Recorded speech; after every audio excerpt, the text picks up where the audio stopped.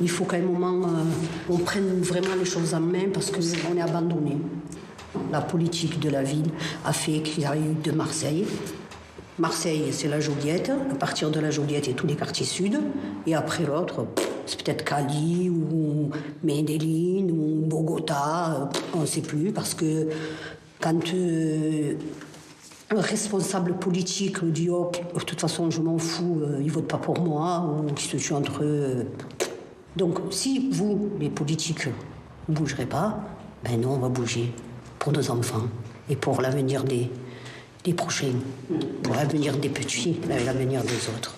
J'ai vraiment envie que cette colère et que cette rage que vous avez en vous, qui est totalement justifiée, que vous la transformiez en force, que ça soit votre force pour aller voir d'autres jeunes, pour leur dire arrêtez tout ça, regardez-moi ça, ramener mon fils tomber dans ça, c'est pas une perspective d'avenir, ils y gagneront rien malheureusement.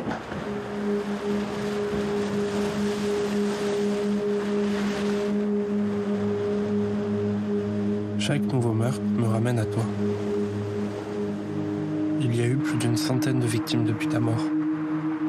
C'est toujours la boule au ventre qu'avec les mamans, on part à la rencontre des familles endeuillées. On leur propose une aide, parfois juridique, souvent psychologique. Parce qu'on connaît trop bien le vide qui nous attend lorsqu'on nous arrache un être cher. Et voilà pour ce documentaire Marseille des larmes au combat. Il sera diffusé ce soir à 22h sur notre antenne. On va parler de cette question de la lutte contre le narcotrafic avec vous, Arnaud Benedetti. Bonjour, merci Arnaud d'être là, directeur de la Nouvelle Revue Politique. Herman Lestron, bonjour, merci également d'être avec nous. Directeur conseil à l'Institut Odoxa. La lutte contre le narcotrafic qui est revenue au premier plan avec l'assassinat la semaine dernière de Mehdi Kessassi, crime d'intimidation, c'est ce qu'a dit Laurent Nunez. On est dans une nouvelle ligne qui a été franchie, Arnaud, avec cet assassinat. Si c'est le cas, et l'enquête le dira quand même, enfin, apparemment les déclarations du ministre de l'Intérieur sont certainement fondées, oui, c'est, j'allais dire, je ne sais pas si c'est une mexicanisation, mais ça rappelle par exemple les méthodes de la mafia en Sicile ou de la Camorra à Naples, c'est-à-dire qu'en effet, on vise des proches et on envoie des messages. Ce sont des assassinats messages, d'une certaine manière, c'est terrible, et c'est en effet une évolution qui est particulièrement inquiétante. Alors c'est vrai qu'il y a la difficulté avec le narcotrafic, c'est qu'en fait on a une espèce d'extension du phénomène mafieux, enfin, entre guillemets, puisqu'on voit qu'un certain nombre de villes, au-delà des métropoles, qui étaient quand même... Marseille, en plus, il y a une histoire quand même qui est très spécifique, en l'occurrence, mais on voit que c'est un phénomène qui s'étend. Vous savez, il y avait un auteur sicilien, Leonardo Sciaccia, qui est un superbe romancier, qui a beaucoup écrit sur la mafia dans les années 70 et 80. Et il expliquait le phénomène mafieux en Italie. Il appelait ça la ligne du palmier. La ligne du palmier remonte. Elle remonte du sud vers le nord. En France, c'est pas la ligne du palmier, mais on voit bien que les villes moyennes aujourd'hui sont aussi touchées par ce phénomène. En plus, le chiffre d'affaires du narcotrafic est l'équivalent de boîtes du CAC 40. C'est un chiffre considérable. Et on sait très bien qu'il y a des bases arrières à l'étranger qui alimentent malheureusement ce trafic. Et donc il faut que l'État se dote des moyens certainement exceptionnels pour lutter. Comme l'a fait d'ailleurs, il faut le rappeler quand même, l'Italie en son temps, pour éradiquer. Alors ils ne l'ont pas totalement contenu, mais enfin ils l'ont quand même d'une certaine manière limité. Erwan, c'est devenu un véritable sujet d'inquiétude pour les Français, cette question du narcotrafic ? Alors c'était déjà une inquiétude très forte, mais c'est ce que dit Arnaud Benedetti, c'est que maintenant il y a le sentiment que c'est diffus sur le territoire national, que ça concerne toutes les communes, que ça n'est plus réservé aux quartiers restreints, aux quartiers populaires, et que ça charrie un nombre d'actes violents extrêmement important. Donc 6 Français sur 10 disent qu'ils se sentent en insécurité à cause du trafic de drogue, mais surtout, ils ont l'impression qu'il y a des territoires qui échappent au contrôle des forces de l'ordre. Et c'est toute l'inquiétude liée au narcotrafic, c'est que c'est quelque chose qui m'inquiète beaucoup et sur lequel je fais très peu confiance au pouvoir public pour obtenir des résultats. Donc c'est dans cet écart que réside la grande inquiétude des Français. Et très peu confiance, pourquoi, Erwan? Parce qu'ils jugent l'État impuissant? Parce qu'ils voient la situation empirer, alors même qu'il y a une succession de ministres de l'Intérieur qui ont dit qu'ils allaient prendre à bras-le-corps ce sujet. Ils ne voient pas de résultats. Et quand il y avait eu les opérations Place Net XXL à Marseille, on s'en rappelle, la couverture de la Provence le lendemain, qui est-ce que les choses sont revenues comme avant l'opération. Donc ça ne marche pas dans l'opinion des Français. Et cette grande inquiétude, elle réside dans ce sentiment d'incapacité des pouvoirs publics à enrayer ce phénomène de narcotrafic. Les Français, quand on leur propose des mesures pour lutter contre le narcotrafic, que ce soit mettre des checkpoints à l'entrée de certains quartiers où il y a des points de deal, durcir les sanctions contre les consommateurs, renforcer les opérations Place Net et les développer sur l'ensemble du territoire, ils sont 8 sur 10 à y être favorables. Donc les Français sont vraiment vent debout contre le narcotrafic parce qu'ils ont l'impression que ça gangrène l'ensemble du territoire. Avec une forme d'impuissance de l'État, non? Oui, mais c'est-à-dire qu'en fait, le phénomène, c'est que le phénomène, il y a une espèce de fluidité et le narcotrafic, c'est comme tout. La mafia, je veux dire, elle s'adapte, je veux dire, à la société. Vous voyez bien, par exemple, qu'est-ce qu'ils font? Ils vont chercher des très jeunes. Notamment qui sont des sous-traitants d'une certaine manière, parce qu'en plus ils échappent, je veux dire, du fait de leur statut de mineur à un certain nombre de mesures en matière de sanctions. Ils sont capables aujourd'hui d'utiliser des moyens numériques pour travailler aussi. Et l'État n'est pas capable, si vous voulez, de s'adapter d'une certaine façon aux nouvelles formes d'organisation de ce milieu. En fait, ils ont une espèce de plasticité que n'a pas l'État. Et donc, l'État a toujours un temps de retard. Et c'est ce temps de retard qui nourrit évidemment chez les Français le sentiment d'impuissance. Et puis les opérations de communication, pour être certainement nécessaires, parce qu'il faut à un moment donné montrer que les pouvoirs publics prennent à bras-le-corps le sujet, ne sont pas suffisantes. Parce que malheureusement, c'est qu'après les opérations de communication, ben, vous avez des drames comme celui de Marseille qui viennent quelque part infirmer la capacité de l'État à lutter. De toute façon, c'est vrai sur tous les phénomènes d'insécurité en général, au-delà du narcotrafic. Justement, on va revenir sur ce qui s'est passé à Marseille. On va écouter le maire de la cité phocéenne, Benoît Payan, qui était l'invité, qui était ce matin sur France 2, qui parle d'un tournant dans ce qui s'est passé il y a quelques jours. On est passé de 50 personnes qui ont été tuées en 2023 à 20 en 2024, à Marseille à 9. Mais ce 9e, il nous dit quelque chose de différent. Il nous raconte que cette mafia, que cette pieuvre, que ces narcotrafiquants sont passés à une étape complètement différente. On n'avait jamais connu ça à Marseille depuis l'assassinat du juge Michel. Pour la première fois, on a des gens qui tuent pour faire taire. Précisément. Faire peur. Voilà, un tournant. Est-ce que là aussi, il y a une inquiétude, Erwan, des Français sur cette gradation, justement, de la part des narcotrafiquants? Oui, c'est très très clair dans l'esprit des Français quand on les sonde sur ce sujet, c'est que les méfaits liés au narcotrafic posent de plus en plus de difficultés à la France, et en termes des revenus illicites que ça génère, que de faits de violence dans certains endroits, que de déscolarisation d'une partie de la jeunesse. C'est quelque chose contre lequel, un phénomène contre lequel les Français sont éminemment opposés, et dans toutes ses dimensions et dans toutes ses conséquences qui sont dramatiques, comme le remarque l'opinion. On a vu, on va en parler, on sera dans quelques instants à Marseille avec Olivier Biscay de la Provence, Laurent Nunez, Gérald Darmanin se déplacer hier à nouveau à Marseille. Qu'est-ce que ça envoie comme message, avec un discours de fermeté, évidemment, de la part des ministres? Si vous voulez, ça envoie un message du côté de l'État. On voit bien ce que veut dire l'émetteur, c'est qu'il est pleinement mobilisé, qu'il va appliquer des politiques qui sont des politiques de fermeté et des politiques répressives, parce que quand vous envoyez le ministre de la Justice et le ministre de l'Intérieur, c'est bien évidemment pour, quelque part, réaffirmer l'autorité de l'État et que les territoires ne sont pas perdus, puisque l'État et les responsables de l'État s'y rendent. Mais d'une certaine manière, après, en creux, c'est la perception de ce message. Finalement, la perception dominante de ce message, je suis à peu près convaincu que les sondages le montrent, c'est que, quelque part, les Français doutent de l'efficacité de la réponse politique apportée à ce phénomène. Donc, encore une fois, la communication ne peut pas se substituer à l'action. Et c'est bien évidemment à partir du moment où on prendra des mesures qui sont des mesures d'exception pour lutter face à ce phénomène d'exception, ça nécessite en effet de revoir notre arsenal judiciaire, de revoir notre arsenal, évidemment, pour revoir notre arsenal judiciaire, revoir notre arsenal législatif. Encore une fois, regardez ce qui s'est fait en Italie dans les années 80 et 90. Ce sont bien évidemment, l'État italien a pris des mesures qui étaient des mesures d'exception pour lutter contre la mafia et les différentes formes de mafia à laquelle l'État italien était exposé. Et on va aller... Il y a une demande d'autorité très forte dans l'opinion quand on aborde ce sujet. C'est une demande d'autorité pure et simple de l'État de reprendre le contrôle de certains territoires qui ont échappé à la vigilance des forces de l'ordre. C'est vraiment ce qu'on retrouve dans les études. Hein.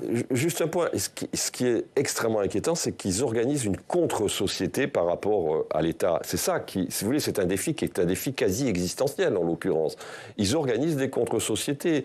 Ils sont capables d'organiser des actions qui peuvent apparaître parfois comme des actions quasiment sociales sur le terrain. On l'a vu dans un certain nombre de villes. Donc vous voyez quand même que là, on est face à une épreuve qui est considérable. Et on va aller justement à Marseille. Bonjour Olivier Biscay, merci beaucoup d'être avec nous. Olivier, directeur de la rédaction de La Provence. On le disait, Gérald Darmanin et Laurent Nunez étaient chez vous hier à Marseille. Vous publiez aujourd'hui dans La Provence un entretien croisé des deux ministres. Oui, absolument, un entretien croisé entre les deux ministres qui rappelle finalement le fil rouge de cette journée au pas de charge à Marseille, une journée d'écoute essentiellement, écoute des personnels au Baumette, des policiers, écoute des élus très nombreux qui ont fait part de leur inquiétude. Vous le voyez évidemment avec le maire de Marseille, Benoît Payan, mais aussi Martine Vassal, présidente de la métropole et candidate au municipal également, qui ont porté chacun des propositions, des attentions pour Marseille face au narcotrafic. Écoute aussi de la famille d'Amine et de Mehdi Kessassi, qui était un rendez-vous très important pour les deux ministres. Et donc une journée de pédagogie également, parce que les deux ministres ont insisté dans notre entretien. Ils ne viennent pas avec de nouveaux renforts, de nouvelles mesures, de nouvelles propositions. Ils considèrent qu'ils ont beaucoup fait ces dernières années, qu'il faut porter l'effort sur la fermeté, sur le maintien de ces mesures. Et puis viendra au mois de janvier 2026 la loi sur le narcotrafic et d'autres mesures. Et donc ils vous insistaient beaucoup sur le fait que l'État resterait présent très fortement à Marseille. D'ailleurs, Laurent Nunez, le ministre de l'Intérieur, a annoncé qu'il viendrait tous les mois de manière opérationnelle à Marseille rencontrer les élus et les parties prenantes du territoire. Et demain aura lieu à Marseille une marche en hommage à Mehdi Kessassi, qui a été assassiné le 13 novembre dernier. Est-ce qu'on s'attend, Olivier, du côté de Marseille, à une mobilisation générale et unanime ? C'est très difficile en réalité, Oriane, de pouvoir vous le dire. On a beaucoup d'appels depuis une semaine à cette mobilisation, à la présence, à la marche blanche de toutes parts. En réalité, bien sûr, le personnel politique, la culture, les sportifs, dans les quartiers, tout le monde considère que cette présence serait majeure. D'ailleurs, le ministre de l'Intérieur également, il disait hier, si la participation est forte à la marche, ce sera une très bonne réponse aux mafieux. Si elle ne l'est pas, ce sera aussi une forme de réponse. On sait en revanche que ce qui s'est passé la semaine dernière est pour beaucoup un point de rupture. Il y a un avant et un après, et donc beaucoup espèrent que ça sorte du cadre politique. On rappelle qu'on est à 4 mois des élections municipales, donc on peut imaginer aussi que cette marche blanche et ce qui se passe depuis une semaine puisse être utilisé, mais il faut aussi que l'ensemble des citoyens puissent être là demain, et donc on saura vite dès 15h si l'appel d'Amine, notamment Kessassi, qui était également en interview exclusive chez nous hier, a été entendu. Et on suivra évidemment ça à suivre dans La Provence et sur votre site. Merci beaucoup. Merci Olivier Biscay d'avoir été avec nous. La une de La Provence, Gérald Darmanin et Laurent Nunez, la société marseillaise doit se réveiller. C'est à la une de votre journal ce matin. Merci beaucoup Olivier Biscay.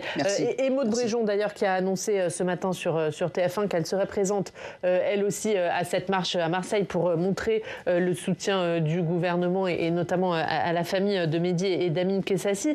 Est-ce qu'il y a une mobilisation chez les Français, Erwan, dans cette lutte contre le narcotrafic? Est-ce qu'ils sont enclins à se mobiliser ou est-ce qu'il y a un sentiment de peur qui domine? Non, ils ont été très sensibles à ce fait divers, mais comme ils ont pu l'être à d'autres faits divers. On se rappelle de cette étudiante qui avait été atteinte par une balle tirée à travers une fenêtre à proximité d'un point de deal. Ça, c'est des choses qui sensibilisent extrêmement l'opinion. Mais après, ce que disait Olivier Biscay est très important, c'est que l'ampleur de la mobilisation sera un indicateur de la volonté de rupture des Marseillais sur ces sujets, ou du contrôle ou de l'omerta si la mobilisation est faible. Mais en tout cas, le témoignage qu'apporte une mobilisation est fondamental pour ancrer un phénomène dans la conscience collective. On se rappelle de la marche après les attentats de Charlie Hebdo qui est restée une référence de mobilisation de rue nationale. Ce phénomène à Marseille, la capacité des habitants à se mobiliser pour le dénoncer, elle sera indiquée dans la mobilisation de demain. Allez, on va parler des municipales et du congrès des maires. Sébastien Lecornu, qui était hier devant les maires de France pour clôturer leur congrès, il a promis une réflexion sur la taxe foncière, un allègement des normes, mais son discours n'a pas forcément pleinement satisfait les élus. On voit les principaux points avec Flora Sauvage. Opération déminage à quelques mois des élections municipales. Face aux maires qui s'inquiètent pour leurs finances et qui réclament un nouvel acte de la décentralisation, Sébastien Lecornu annonce lancer une consultation sur la taxe foncière et un chantier de simplification des normes. Certaines normes sont pavées de bonnes intentions, notamment environnementales. Sauf que la manière de les mettre en œuvre, les moyens pour les mettre en œuvre, et pire que cela, le calendrier pour les mettre en œuvre, sont complètement déconnectés de toute forme de réalité. Toutes les pistes sont déjà sur la table. Et je me suis fait sortir justement quelques exemples qui pourraient nous permettre de prendre, d'ici à Noël, un premier méga décret, en quelque sorte, qui va nous permettre d'élaguer beaucoup de normes et beaucoup de décrets qui me semblent complètement surréalistes. Une annonce plutôt bien accueillie par les représentants des 35 000 communes de France. La volonté du Premier ministre de faire preuve de pragmatisme pour, dans un délai rapide, supprimer des injonctions et des normes, moi je ne peux que m'en réjouir. Ça ne sera pas un méga changement, mais ça sera un méga décret et on prend. Le Premier ministre a aussi annoncé étudier l'idée d'une prime régalienne de 500 € pour chacun des maires, afin de sécuriser les actes qu'ils prennent. Pas sûr que cela soit suffisant pour calmer les édiles, vent debout contre leur mise à contribution à hauteur de 4,7 milliards d'euros, prévus dans le prochain budget. Et on voit un discours de clôture hier prononcé par Sébastien Lecornu qui n'a pas pleinement satisfait les élus. Compliqué en ce moment pour Sébastien Lecornu d'apporter des réponses aux maires. Moi, j'ai été frappé, j'étais au Salon des maires, j'ai été frappé en effet par le mécontentement, mais qui n'est pas nouveau d'ailleurs, il était le même l'année dernière, donc de ce point de vue-là, il n'y a pas d'évolution. C'est qu'en fait, ils ont le sentiment d'abord que depuis de nombreuses années, il y a une sorte de mouvement de recentralisation, que par ailleurs, et c'est vrai d'ailleurs pas seulement pour les maires, c'est vrai pour les départements, c'est vrai aussi pour les régions d'ailleurs, que l'État se décharge de beaucoup de compétences, mais en même temps, je veux dire, ne donne pas les moyens de les assurer, et que les décisions, si vous voulez, sont prises verticalement et bureaucratiquement. Et c'est vrai que cette question des normes, elle est essentielle, parce que quand on regarde l'inflation normative, c'est une réalité que l'on n'arrive pas, là aussi, d'une certaine façon, à contenir, avec des normes parfois qui sont des normes qui sont mises en place pour couvrir la responsabilité de ceux qui eux-mêmes sont chargés de mettre en place et d'appliquer ces normes. Donc, si vous voulez, on a des phénomènes qui sont assez kafkaïens et assez absurdes. Et ce problème, j'allais dire, d'hypernormativité, il est ressenti non seulement par les maires, mais il est aussi ressenti par les citoyens. Et les maires se font l'expression des citoyens. Si vous voulez, dans les discours que j'ai entendus chez les maires, qui sont des représentants de l'État, on l'oublie aussi, ils ne sont pas seulement les représentants de leurs administrés, ce sont des représentants de l'État, ils ont une double casquette. Il y avait un discours qui était extrêmement virulent vis-à-vis de l'État, et qui fleurait parfois une certaine forme de dégagisme. C'est ça qui m'a frappé en l'occurrence. Le dégagisme en général, c'est plutôt l'opinion, c'est la société. Mais là, les maires, d'une certaine façon, se reprennent à leur compte aussi ce discours-là, sans qu'on soit en mesure de dire vers quoi ça va aboutir. Mais il y a aussi ce mécontentement profond. Ils sont des récepteurs de toute façon et des capteurs de ce qui se passe sur le terrain. Il reflète le mécontentement, Erwan ? Oui, alors ce qui est intéressant, c'est de voir quand même cette volonté d'apaisement de Sébastien Lecornu en direction des maires qui sont largement et de très loin les élus préférés des Français. 6 Français sur 10 ont confiance dans leurs maires, ils sont moins de 3 sur 10 à avoir confiance dans leurs députés ou dans leurs sénateurs. Donc c'est vraiment les élus de la démocratie représentative qui restent une vitrine de la capacité des pouvoirs publics à répondre aux besoins de leurs administrés. Et puis, les Français savent bien aussi que les maires sont entravés dans leur action, alors même que leur mandat est un sacerdoce face à des incivilités, des violences, énormément de demandes de leurs habitants. Donc ce geste d'apaisement pour réduire l'excès de normes, ça va tout à fait dans le bon sens. Par contre, ça ne dit rien du manque de ressources pour mettre en place leur action auxquelles sont confrontés les maires. C'est peut-être là-dessus que les attentes vont être très très fortes. Parce que si on baisse toutes les dotations, quand bien même on réduit les normes, les maires sont quand même extrêmement entravés dans leur action. Et il y a peut-être un paradoxe, alors je ne sais pas si on peut le qualifier comme ça, Erwan, c'est-à-dire qu'effectivement les maires ils font remonter leurs difficultés financières, vous parliez des violences dont ils sont victimes, et pourtant, puisque vous faites une série de sondages à l'approche des municipales sur différents thèmes, là c'était par exemple le cas de la propreté, il y a une satisfaction des concitoyens à l'égard de leurs élus. Oui, sur ce sujet, on sort aujourd'hui notre grand baromètre sur la réduction des déchets qu'on mène avec le groupe Suez chaque année, auprès de 12 000 Français, 1000 par région métropolitaine. Et on a fait un focus sur la propreté, la gestion des déchets à moins de 6 mois des élections municipales. Et ce qu'on observe, c'est que sur la propreté, les Français sont tout à fait satisfaits de l'action de leur maire. Ils sont 8 sur 10 à juger que leur ville est propre, ils sont 9 sur 10 à juger que le ramassage des déchets fonctionne bien, ils sont 65% à nous dire « ma commune met suffisamment de moyens à disposition pour gérer mes déchets ». Donc tout va bien dans le meilleur des mondes, mais les Français sont quand même devenus extrêmement vigilants sur cette question de la propreté et de la gestion des déchets. Ça a commencé avec la crise sanitaire. On a dit, il y a des gens qui laissent traîner leurs masques, il y a des gens qui ne respectent pas les consignes sanitaires, il y a des gens qui ne se lavent pas les mains, il y a des gens qui ne respectent pas la distanciation sociale. Et puis avec la crise sanitaire, avec les confinements, les gens ont passé beaucoup plus de temps dans leur ville qu'ils ne le faisaient auparavant. Avec le télétravail, les gens passent beaucoup plus de temps dans leur ville aussi. Tant et si bien que la question de la propreté, de l'harmonie du cadre de vie collectif est vraiment devenue centrale dans les préoccupations des Français. Et autant ils font confiance aux maires sur ces sujets, autant ils ne se font pas du tout confiance à eux-mêmes. C'est-à-dire que quand on dit « est-ce qu'autour de vous, les gens font attention à limiter leurs déchets ?», il y a un Français sur 2 seulement qui nous dit oui, parce que les Français parlent beaucoup plus facilement de leurs voisins que d'eux-mêmes dans les sondages. Alors, c'est supérieur à la moyenne en Bretagne, dans les Pays de la Loire, c'est très inférieur à la moyenne, ce sentiment que le voisin fait assez attention à limiter ses déchets dans les régions comme l'Île-de-France ou la région PACA. Mais il y a un vrai sujet de démobilisation citoyenne sur cette question de gestion des déchets. On voit que les Français ont des difficultés à faire des nouveaux efforts et que le maire peut être un élu de confiance pour les remobiliser. Dans une consultation qu'on a sortie cette semaine, on voyait que une des 3 attentes principales des Français à l'égard de leur maire pour lutter contre le dérèglement climatique, c'est d'éduquer les habitants à des bonnes pratiques écologiques, parce qu'aujourd'hui, il y a beaucoup de Français qui ont baissé les bras parce que dans l'opinion, il y a l'idée que il y a de plus en plus de gens qui ne jouent pas le jeu du collectif, que si mon voisin ne le fait pas, pourquoi finalement moi je le ferais ? Et que aussi, pour réduire ces déchets, finalement, est-ce que ces petits efforts, alors que ça rogne sur notre qualité de vie, sur notre confort, parce qu'on doit renoncer à des produits ou à des pratiques qu'on aime bien, est-ce que vraiment ça change les choses, vu qu'on nous dit que la situation va de mal en pis en matière de dérèglement climatique ? Et Arnaud, Erwan le rappelait, satisfaction des Français à l'égard de leurs élus, est-ce que ça laisse présager une forme de continuité lors des prochaines municipales, ou est-ce qu'il va y avoir une nationalisation du scrutin et la situation politique nationale va prendre le pas sur les enjeux ? Alors ce qui pourrait plaider, si vous voulez, sur une nationalisation du scrutin, c'est la proximité de l'élection présidentielle. Parce qu'en effet, on voit... Alors après, ça dépend évidemment de la taille des villes aussi. On voit que dans les grandes villes, c'est toujours plus nationalisé que dans les petites communes ou que dans même parfois les villes moyennes. Oui, il y aura certainement, si vous voulez, une tendance à la nationalisation, mais quand on regarde finalement le sondage, les Français vont d'abord voter au regard du bilan de leur maire. L'élection quand même municipale reste fortement personnalisée.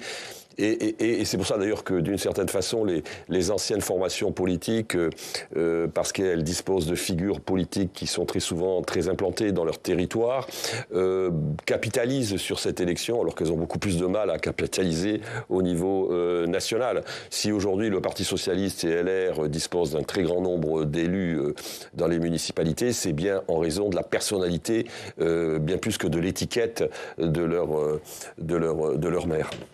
Un dernier mot. Mais il y a un enjeu de nationalisation quand même, parce que c'est vrai que pour la première fois depuis 2001, on aura une élection municipale un an avant la présidentielle, et puis que ça va jouer un rôle, mais toujours au niveau local, comme vous le disiez Arnaud, sur la question des alliances. Est-ce qu'LFI va être capable de s'allier avec le reste de la gauche pour ne pas que la gauche perde une ville comme Paris, par exemple? Ça fait partie des enjeux un peu stratégiques pour les forces politiques qui vont se peser tout de même à l'occasion des élections municipales. Arnaud, avant de se quitter, on va dire quelques mots de Boualem Sansal. Je rappelle que vous présidez son comité de soutien, il est rentré en France. Est-ce que vous avez de ces nouvelles? Je l'aurai cet après-midi au téléphone. Vous savez, Boualem Sansal est rentré dans une très grande discrétion en France. On sait que, d'abord, il faut préserver sa santé, à la fois physique et psychologique. Donc ça, c'est le plus important. Il est avec son épouse, il se met un peu ouvert. Il s'exprimera certainement le moment venu. Et puis, la relation aujourd'hui entre la France et l'Algérie étant ce qu'elle est, l'enjeu de la prochaine libération, on l'espère peut-être, de notre compatriote Christophe Glaise, font qu'on reste extrêmement prudent sur la communication de Boualem, mais qui est un homme très libre par ailleurs et qui s'exprimera quand il jugera bon de s'exprimer. Mais ce qui est sûr, c'est que aujourd'hui, nous, on est très heureux qu'il soit en France. C'était le plus important. Je rappelle que quand il a été arrêté, il partait 3 jours en Algérie, que son intention était de s'installer en France. Il va pouvoir mener à bien ce projet. Et c'est ça le plus important. Et puis surtout, on va retrouver sa plume, parce qu'il faut rappeler que Boualem Sansal, c'est d'abord un romancier et d'abord un écrivain. Et on continuera évidemment à en parler avec vous. Un mot, Arnaud, puisque vous lancez la nouvelle revue politique, dites-nous-en un petit peu plus. La nouvelle revue politique, c'est une revue que l'on lance avec beaucoup d'universitaires, qui va avoir pour objectif d'analyser le politique, j'allais dire, sous tous ses angles, sociologiques, historiques, économiques. Ça sera d'abord un site, et ça sera à partir du printemps prochain une revue trimestrielle. L'idée est finalement d'essayer de repenser le politique, parce que c'est vrai qu'aujourd'hui le politique est très décrié, mais on voit bien qu'il y a une demande de politique, et il a peut-être été jamais autant nécessaire qu'aujourd'hui. Merci Arnaud. Merci beaucoup Arnaud d'avoir été avec nous. Merci Erwan. On se retrouve mardi, nous, pour le baromètre Public Sénat avec la presse régionale, baromètre Odoxa. Et nous, on vous souhaite un très bon week-end. À lundi.